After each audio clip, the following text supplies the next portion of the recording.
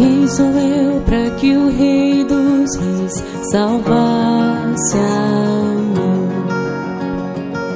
Em pecados perdido andei, mas Olá, meus irmãos, dando sequência à nossa exposição sobre predestinação e eleição. E inicialmente eu gostaria que você deixasse o seu like, o seu comentário, bem como inscreva-se em nosso canal e ative o sininho, né, a fim de receber todas as nossas notificações. No vídeo anterior, nós discorremos um pouco sobre a leitura transformadora de vida que a Carta aos Romanos tem proporcionado a todos aqueles que se debruçam sobre este livro, a fim de perscrutar os mistérios de Deus. E, como disse no vídeo anterior também, alguns eruditos consideram a Carta aos Romanos como sendo a cordilheira do Himalaia. O reverendo Hernandes Dias Lopes sugere o seguinte, que se a Carta aos Romanos é a cordilheira do Himalaia, o capítulo 8 da Carta aos Romanos é o pico do Everest.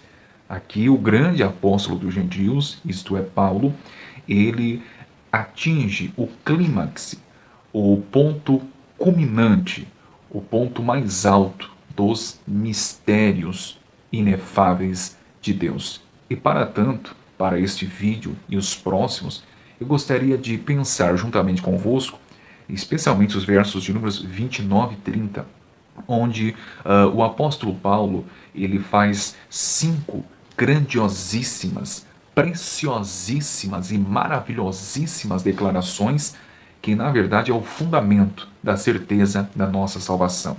Existe um puritano chamado William Perkins que disse assim, que os versos de números 29 e 30 do capítulo 8 da Carta aos Romanos é na verdade a corrente de ouro da salvação de Deus. Cada elo desta corrente aqui é forjado pelo amor imensurável e inescrutável de Deus. O apóstolo Paulo, ele prossegue em sua exposição, e ele tratando sobre predestinação, diz assim, porque os que dantes conheceu, também os predestinou, para serem conformes à imagem de seu Filho, a fim de que ele seja o primogênito entre muitos irmãos.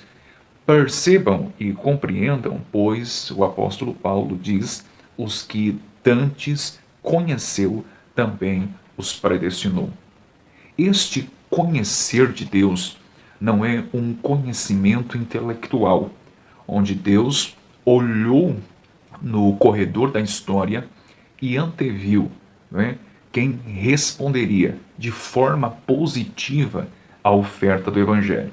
Este conhecer aqui não denota um conhecimento intelectual. É interessante ressaltarmos aqui para os senhores que existem 2 verbos gregos para conhecer, que são o gnosko e o prognosko. E ambos os verbos gregos denotam um conhecimento na intimidade. Tanto é verdade que mesmo no Antigo Testamento, essa expressão conhecer não denota um conhecimento intelectual, mas um conhecimento na intimidade. Ponderem alguns textos. Por exemplo, se nós verificarmos o livro do Gênesis, capítulo 4, verso de número 1, que passarei a ler, diz assim, e conheceu Adão a Eva, sua mulher, e ela concebeu e teve a Caim. Percebe que a expressão conhecer aparece aqui no texto, referindo-se ao conhecimento de Adão e Eva, que ele conheceu, e denota relação sexual. Ainda no mesmo capítulo, no verso 17, diz assim, e conheceu Caim a sua mulher.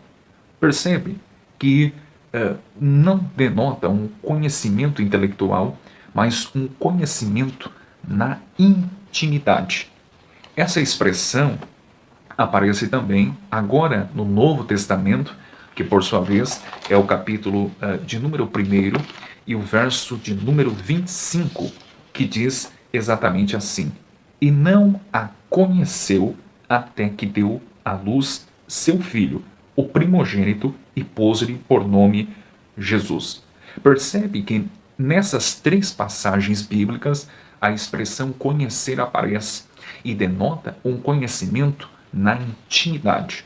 Logo, quando o apóstolo Paulo ensina na carta aos Romanos, capítulo 8, verso de número 29, que Deus conheceu os seus eleitos, significa que Deus os conheceu na intimidade, significa que Deus os amou. É um conhecimento e um interesse de forma afetuosa, amorosa. Trata-se, portanto, de um relacionamento pessoal, ou seja, aqueles que ele conheceu antes da fundação do mundo, conforme Efésios 1 e 4. Ele demonstrou um interesse afetuoso, amoroso por eles, pois a expressão conhecer na Escritura denota também um conhecimento no que tange relações sexuais. Portanto, este conhecer que Paulo usa em Romanos 8 e 29 é um conhecimento de um relacionamento íntimo e pessoal. É interessante, pois, se atentarmos para o livro dos Salmos, o Salmo de número 1, verso de número 6, diz assim: porque o Senhor conhece o caminho dos justos, mas o caminho dos ímpios perecerá. Se nós atentarmos também para a primeira carta de Paulo aos Coríntios, capítulo 8, e o verso que nós iremos pensar aqui é o verso de número 3, Paulo diz assim: mas se alguém ama a Deus, esse é conhecido dele.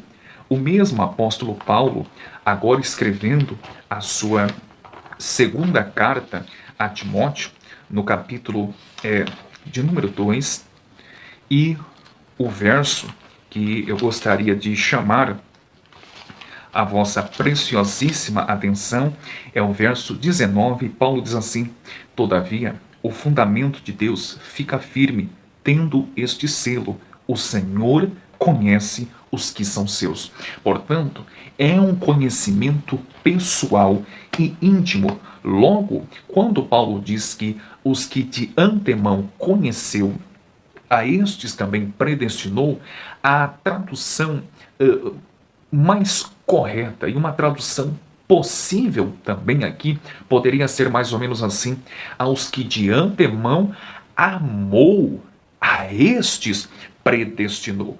Portanto, meus irmãos, não é um conhecimento intelectual, mas quando Paulo diz assim, que Deus conheceu de antemão, significa aqueles a quem Deus decidiu mostrar o seu favor. E Paulo explica também em Romanos capítulo 11, verso de número 2, dizendo: Deus não rejeitou o seu povo que antes conheceu. Portanto, mais uma vez, não é um conhecimento intelectual que Deus elegeu ou predestinou porque anteviu alguma coisa, não é? Mas significa que Deus simplesmente amou, independentemente se eles haveriam de responder de forma positiva ou negativa à oferta do Evangelho. Deus graciosamente os amou.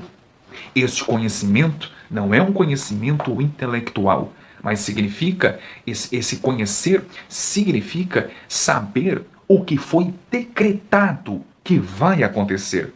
Na primeira epístola de Pedro, capítulo 1, versos de números 18 ao 20, Pedro declara: sabendo que não foi com coisas corruptíveis, como prata ou ouro, que fostes resgatados da vossa vã maneira de viver, que por tradição recebestes dos vossos pais, mas com precioso sangue de Cristo, como de um cordeiro imaculado e incontaminado. Verso 20, o qual, na verdade, em outro tempo foi conhecido, ainda antes da fundação do mundo, mas manifestado nesses últimos tempos por amor de vós. Percebam, meus irmãos, Cristo morreu tem 2000 anos na cruz, mas ele já foi conhecido antes mesmo da fundação do mundo. Paulo está dizendo em Romanos 8 e 29 que Deus nos conheceu. Não porque responderíamos alguma coisa ao Evangelho, mas significa que Deus nos decretou e nos amou na eternidade, sabendo o que de fato iria acontecer. Este mesmo pensamento está alinhado com 1 de Pedro 1:1, quando Pedro diz assim: eleitos segundo a presciência de Deus Pai. O que é que significa isso? Significa que Deus conhecia desde o início a quem iria salvar. Portanto, a tradução possível também seria aos que de antemão amou, portanto, os predestinou. Eu vou dar sequência nas outras palavras-chave do texto de Romanos 8, 29 e 30, ok?